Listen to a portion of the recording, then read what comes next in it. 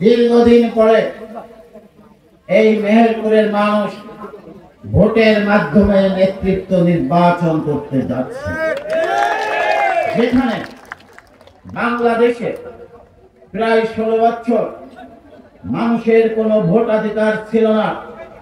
সেইখানে আমাদের দলীয় কমিটি গঠন উপলক্ষে হলো এই মেহেরপুরের বিএনপির নেতা কর্মীরা আজ তাদের ভোটাধিকার প্রয়োগ করতে পারবেন, এই জন্য খুশির বন্যা হয়ে যাচ্ছে। আগামী ফেব্রুয়ারি মাসে বাংলাদেশে জাতীয় সংসদ নির্বাচন অনুষ্ঠিত হবে। ইতিমধ্যেই মাননীয় প্রধান উপদেষ্টা ডক্টর মোহাম্মদ ইউনূস সেই ঘোষণা দিয়েছেন। আপনারা এটাও জানেন, 2024 সালের 5 আগস্ট বাংলাদেশ থেকে জগদ্দল পাথরের মতো চেপে বসা একটি স্বৈরাচারী সরকারের পতন হয়েছে এবং সেই সরকারের প্রধান যিনি ছিলেন সেই শেখ হাসিনা তার দলবল সহ বাংলাদেশ থেকে পালিয়ে গিয়েছেন। বন্ধুগণ, আমরা কেন ফ্যাসিবাদী বলি? আমরা বলি এই কারণে যে হাসিনার সরকার কখনোই জনগণের মতামতকে প্রাধান্য দেননি। হাসিনার সরকার কখনো জনগণের ভোটের মাধ্যমে নির্বাচিত হননি।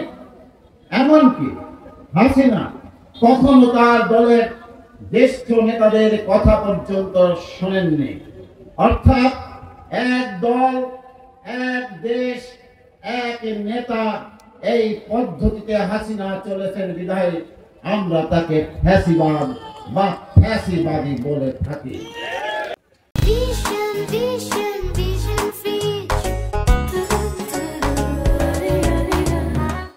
হাসিনার বিরুদ্ধে বাংলাদেশ জাতীয়তাবাদী দল 15 বছর 8 মাস যাবৎ নিরবিচ্ছিন্ন আন্দোলন করেছে। অনেকে আজ প্রশ্ন করেন যে বিএনপি তো 16 বছর আন্দোলন করে হাসিনাকে কিছু করতে পারে নাই, তাই গত আন্দোলনের কোন ক্রেডিট নাকি বিএনপি পাবে না, তারা আমাদেরকে বলে থাকেন। আমরা তাদেরকে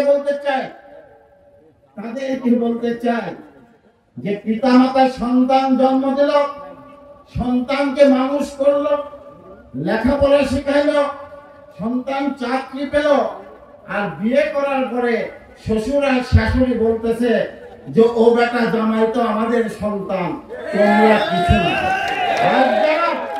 বিএনপির অবদানকে অস্বীকার করতে চান, 24 সালের আন্দোলনে বেগম খালেদা জিয়ার অবদানকে অস্বীকার করতে চান, তারেক রহমানের অবদানকে অস্বীকার করতে চান, তারা আসলে ওই সমস্ত সন্তানদের মতো যারা বিয়ের পরে নিজের জন্মদাতা পিতা মাতাকে অস্বীকার করে থাকে। বন্ধুগণ, তবু আমাদের দুঃখ নাই, আমাদের তাদের প্রতি কোনো ক্ষোভ নাই। আমাদের ভরসা আমাদের জনগণের প্রতি।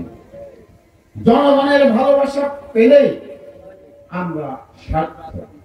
জনগণের ম্যান্ডেট যদি আমরা পাই, তাহলে তার মধ্যে আমরা আমাদের সফলতা খুঁজে দেব। আজকে নির্বাচন হবে, কেউ হঠাৎ বলছেন নির্বাচন প্রতিহত করা হবে, কেউ বলছেন এখন নির্বাচনের সময় নয়, নির্বাচন আরো পিছিয়ে দিতে হবে। অর্থাৎ আজ যদি বাংলাদেশে একটি সুষ্ঠু নির্বাচন না হয়, একটি জাতীয় সংসদ গঠিত না হয়, একটি সরকার গঠিত না হয়, তাহলে কি হবে? যে পরাজিত ফ্যাসিবাদী শক্তি যারা আমাদের প্রতিবেশী দেশে বসে একের পর এক ষড়যন্ত্র করে যাচ্ছেন, পক্ষান্তরে নির্বাচন যদি বিলম্বিত হয়, তাহলে কিন্তু ওই ষড়যন্ত্রকারীরাই সফল হবেন এবং সফল হবার জন্য তারা পথ খুঁজতে থাকবেন।